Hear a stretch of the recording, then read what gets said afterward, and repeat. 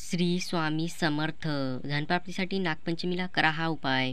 सांगतो त्याआधी आपल्या चॅनलला सबस्क्राईब केलं नसेल तर जरूर सबस्क्राईब करून घ्या. 9 ऑगस्ट 2024 रोजी शुक्रवारी आलेली आहे नागपंचमी. नागपंचमी हा अतिशय महत्त्वाचा सण आहे आणि अशा या शुभ दिवशी आपल्या देवघरातील शिवलिंगावर 11 पळी पाण्याने आणि 11 पळी कच्चे दूध आणि परत 11 पळी पाण्याने शिवाभिषेक करायचा आहे. जर अशा शुभ दिवशी आपण 11 पळी कच्च्या दुधाने शिवलिंगावरती अभिषेक केला तर जीवनातील सर्व संकटे अडचणी दूर होतात आणि घरामध्ये सुख समृद्धी येते, धन वैभवाची प्राप्ती होते असं सांगितलं जातं. कारण देवादिदेव महादेवाने आपल्या गळ्यामध्ये नाग देवतेला स्थान दिले आहे. म्हणून अशा या नागपंचमीच्या दिवशी आपण महादेवांची पूजा केली पाहिजे. शिवलिंगावरती दुधाने अभिषेक केला तर नाग देवता आपल्यावरती प्रसन्न होतात आणि आपल्या जीवनातील सर्व संकटे अडचणी दूर होतात. श्री स्वामी समर्थ.